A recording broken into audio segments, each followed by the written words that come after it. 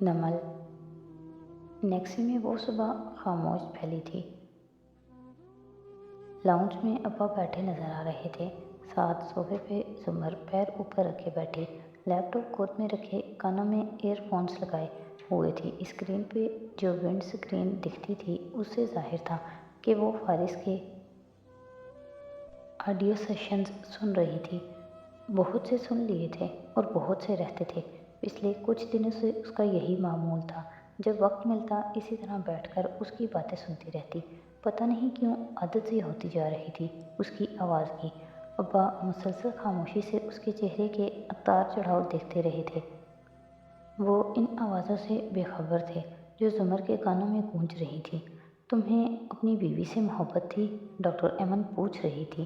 زمر کے ابرو سکڑے۔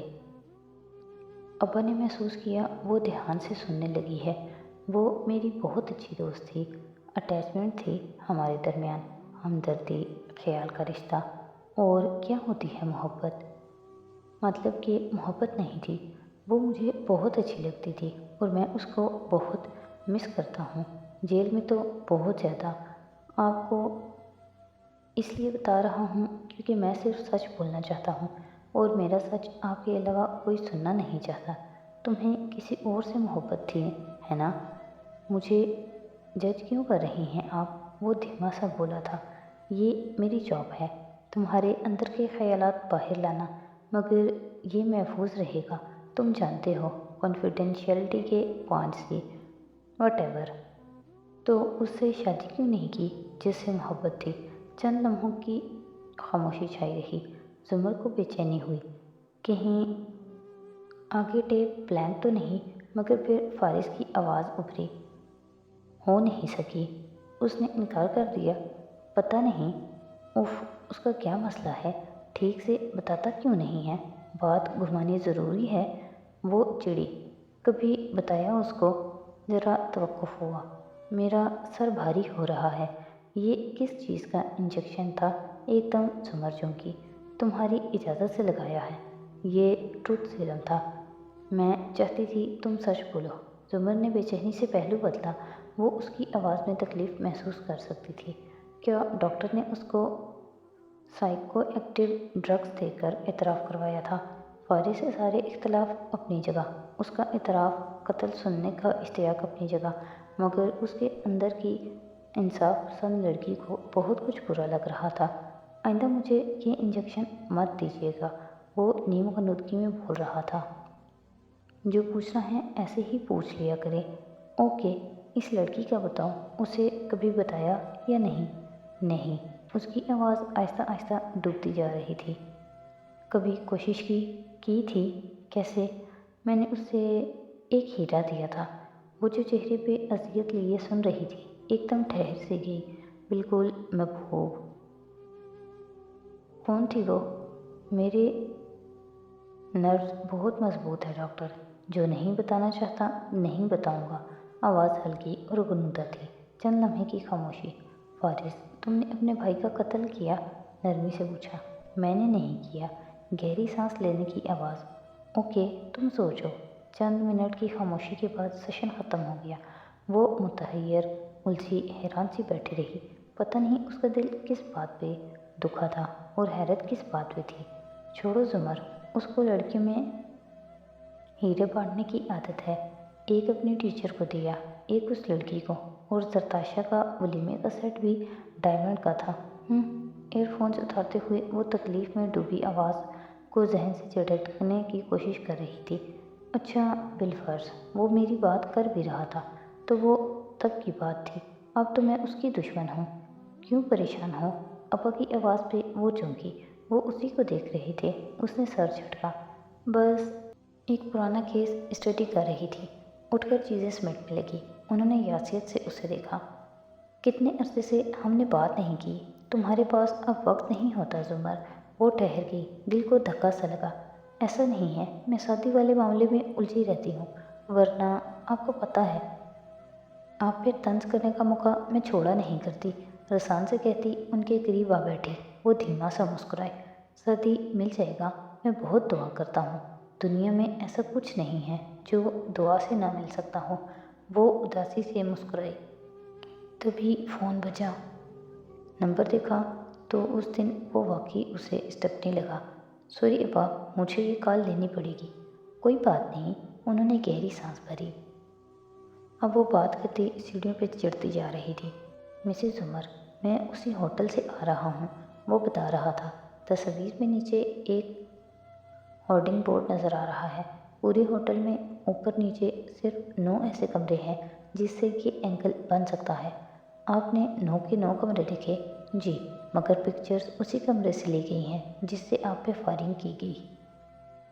कैसे? जुमर ने बात काटी। उफ, उसके मौलिज को 100 दर्रे तो लगने चाहिए, मगर बज़ाहिर तहम्मुल से बोला, देखें, तस्वीर में खिड़की के पट पे एक निशान सा है, कील वगैरह ठोक कर निकालने का। ये निशान मुझे इन 9 कमरों की किसी खिड़की पे नहीं मिला, सिवाय उसी कमरे के। एक पेंट की वजह से ढक गया है, लेकिन मौजूद है। यानी हमारा ट्रॉफी कलेक्टर भी उसी कमरे में मौजूद था। तो वो फारिस के जाने के बाद आया होगा? नहीं, वो काफ़ी देर से यहाँ था।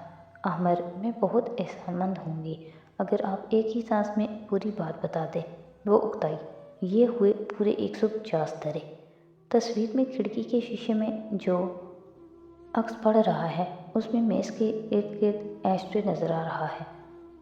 जूम करके देखा है मैंने, मगर होटल की क्रॉकरी में तमाम एस्ट्रे अब भी और तब भी शफाफ शीशे की है।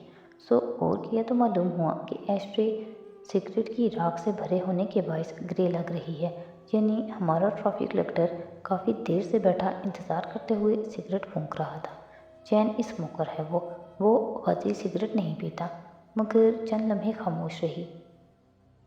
यानी वो फारिस के साथ था, या शायद गाजी के साथ था ही नहीं। वो ये भी तो हो सकता है कि उसे वाकई फ्रेम किया गया हो। उसको बेगुनाह मत समझे, उसने ये किया है, मुझे यकीन है। मगर लहजा इतना सख्त और मजबूत नहीं था। मुझे इस ट्रॉफी कलेक्टर के बारे में मज़ीद कुछ ठोस मालूम करके दें। आप ना भी कर सकें तब भी आपकी फुटेज आपको दे दूँगी। अहमद के अंदर तक ठंडक पड़ गई। चलो, 50 दरे वापस लिए। वो फ़ोन रख के आई तो अब्बा को सैम लॉन में ले जा रहा था और फारिस बाहर से आ रहा था। जुमर ने जल्दी से आकर अपना लैपटॉप ऑफ किया। वो सीधा उस तक आया। आपका अंदाज़ा दुरुस्त था। डॉक्टर बुखारी को शादी को गायब करने के लिए कोई रकम नहीं दी गई थी। वो चंद कागजात उसकी तरफ बढ़ाते हुए बोला, मगर 1 माह कबल कुछ फॉरेन डोनर्स ने अस्पताल के लिए मशीनरी अतिया की है। सारा पेपर वर्क क्लीन है। कानूनी तौर पे उनको कोई नहीं पकड़ सकता। वो कागजात उलट पलट कर रही थी। वो हल्का सा मुस्कुराया, ऐसी मुस्कुराहट जिसमें तपिश थी। कानून की बात भी कौन कर रहा है इस वक्त? जज, ज्यूरी और जलाद फारिस तहीर गाजी है। सीने पे उंगली से दस्तक दी और ऊपर चढ़ता गया। जुमर ने भी इख्तियार मुड़कर उसे देखा था। उनसे दूर उस सैंड कलर दीवार वाले कमरे में वो बेड पे पैर ऊपर करके बैठा था, अपने कुरान को हाथ में लिए। दूसरा वर्क हाथ पे फेरता कुछ सोच रहा था। फिर चेहरा उठाया, कुरान खोला, पानी के जग को देखा जो साइड टेबल पे धरा था। उसमें अपना अक्स नज़र आया। गर्दन के निशान वाज़ेह थे, बाकी सब कुछ मुंतमिल हो चुका था। उसने गिनने की कोशिश की। ये अगस्त के आखिरी दिन थे। उसे 3 माह हो चुके थे इस कैद में। खैर, मेरा वक्त भी आएगा। नज़र मैरी पे पड़ी जो सामने काउच पे बैठी थी। तुमने क्या किया था जो मिसेस कारदार ने नौकरी से निकाला? रोज़ रोज़ ये सवाल मत दोहराया करो। उकता कर मैगज़ीन लिए उठी और बाहर निकल गई। उसे उसको बाहर ही तो निकालना था। सो अब आराम से तवज्जो से कुरान की तरफ मबसूल की। मैं पनाह चाहता हूँ अल्लाह की दुत्कारे हुए शैतान से। शुरू अल्लाह के नाम से जो रहमान और रहीम है। उस रोज़ वो चूंटी वाला किस्सा पूरा नहीं पढ़ पाया था जब माया ने उसे इंजेक्शन दिया था। फिर बाद में सिर्फ नाजरा तलावत करता रहा। कुछ दिन कहाँ था वो तफसीर में। मतलूबा आयत ढूंढ कर ज़ेर लब पढ़ने लगा तो सुलेमान मुस्कुरा दिए। हंसते हंसते उस चूंटी की बात पर सदी वहीं रुका। मुस्कुरा दिए हंसते हंसते। पता है क्या अल्लाह, मैंने बहुत दफ़ा सोचा कि इन अल्फाज की क्या ज़रूरत थी कुरान में। देखें ना, ये तो अफसाना निगार करते हैं। किरदारों के चेहरे के तसरात, हंसी वगैरह बताना। قرآن میں مگر کچھ بھی ایکسٹرا نہیں ہوتا، تو اس کی وجہ خیر وجوہات تو بہت سی ہوں گی، مگر جو میں سمجھ پایا ہوں وہ یہی قصہ توریت میں یوں لکھا ہے کہ چونٹی کی بات سے سلیمان علیہ السلام کو غصہ آیا، انہوں نے اسے پٹا دیا وغیرہ وغیرہ، مگر اس آیت نے دوسری آسمانی کتابوں میں درج اس وصف شدہ قصے کو گویا کینسل کر دیا اور بتایا کہ آپ کے انبیاء کتنے پیارے اور نرم دل تھے۔ نگاہ اٹھا کر اوپر دیکھا، اور دوسری بات آپ نے فرمایا اللہ تعالیٰ کہ وہ ہنستے ہنستے مسکرا دیے۔ میں نے ان دونوں الفاظ پہ غور کیا تو یہ لگا کہ خالی وہ مسکرا دیا بھی کہا جا سکتا تھا، پھر ہنستے ہنستے مسکرا دیا کہنے کی کیا ضرورت تھی؟ پھر احساس ہوا کہ غالباً اس کا یہ مطلب ہے کہ سلیمان علیہ السلام کو چونٹی کی بات نے اتنا لطف دیا تھا کہ وہ ہنسنے کو تھے مگر ضبط کر کے صرف مسکرا دیے۔ انبیاء بہت مسکرانے والے لوگ تھے، مگر ان کے مسکرانے میں بھی مینرز ہوتے تھے، گریس تھی، وقار تھا۔ وہ اونچا کہکا نہیں لگاتے تھے، ایسے نہیں کہ ہلکا قوا نظر آئے، اسی لیے ان کے دل زندہ تھے۔ کیا کوئی ہے جو میرے انبیاء کا مقابلہ کر سکے؟ ان قدیم قصے کہانیوں کو پڑھتے ہوئے وقت کا احساس ختم ہو جاتا تھا۔ وہ اپنا کمرہ، سجن، انتما کی اذیت، ہاشم کی باتیں سب بھولتا جا رہا تھا اور پڑھتا جا رہا تھا۔ پھر سلیمان اس کی بات سے ہنستے ہنستے مسکرا دیے اور کہنے لگے، اے میرے رب، مجھے توفیق دے کہ میں آپ کے احسان کا شکر کروں جو آپ نے مجھ پہ کیا اور میرے ماں باپ پہ کیا، اور یہ کہ میں وہ نیک کام کروں جو آپ کو پسند ہوں اور مجھے اپنی رحمت سے نیک بندوں میں شامل کر لے۔ اس نے تھکی ہوئی سانس لی۔ سلیمان علیہ السلام نے احسان کا شکر کرنے کا کہا تو وہ اپنے ماں باپ کا ذکر کیوں کیا؟ ایک منٹ، گھنگریلے بالوں والا لڑکا ہونٹ پا کر سوچنے لگا۔ وہ چونٹی کی ذہانت سے مسکرائے تھے، بات تو چونٹی کی ہو رہی تھی، تو سلیمان علیہ السلام کو اپنے ماں باپ کا خیال کیوں آیا؟ شاید اس لیے کہ وہ سوچتے ہوئے کہہ رہا تھا، یہ ماں باپ ہی ہوتے ہیں جو اولاد کو یہودی، عیسائی یا مسلمان بناتے ہیں، نمازی یا بے نمازی بناتے ہیں، ورنہ پیدا تو ہر کوئی اللہ کی فطرت پہ ہوتا ہے۔ یعنی کہ شکر ادا کرنا بھی توفیق سے ملتا ہے، توفیق بھی دعا سے ملتی ہے، مطلب کہ دنیا میں ہر چیز دعا سے ملتی ہے۔ اگر دعاؤں سے یقین اٹھ جائے تو اس یقین کے لیے بھی دعا مانگنی پڑتی ہے۔ اور دیکھیں اللہ، سلیمان علیہ السلام تو پیغمبر تھے، وہ آلریڈی اتنے نیک تھے، پھر بھی دعا کر رہے ہیں کہ اللہ آپ مجھے نیک بندوں میں شامل کر لیں، اور پھر وہ نیک کام جو اللہ آپ پسند بھی کریں۔ کچھ دیر خاموش بیٹھا رہا، وہ سوچ رہا تھا، اسے احساس بھی نہیں تھا کہ وہ دل میں بول رہا ہے یا زبان سے کہہ رہا ہے۔ اللہ تعالیٰ، میں اکثر دیکھتا ہوں لوگ میوزک شوز منعقد کر کے چیریٹی جمع کرتے ہیں، اب کوئی مانے یا نہ مانے، موسیقی کی اجازت اللہ آپ نے نہیں ہمیں دے رکھی، اور کسی کے نہ ماننے سے حرام حلال تو نہیں ہو جائے گا نا۔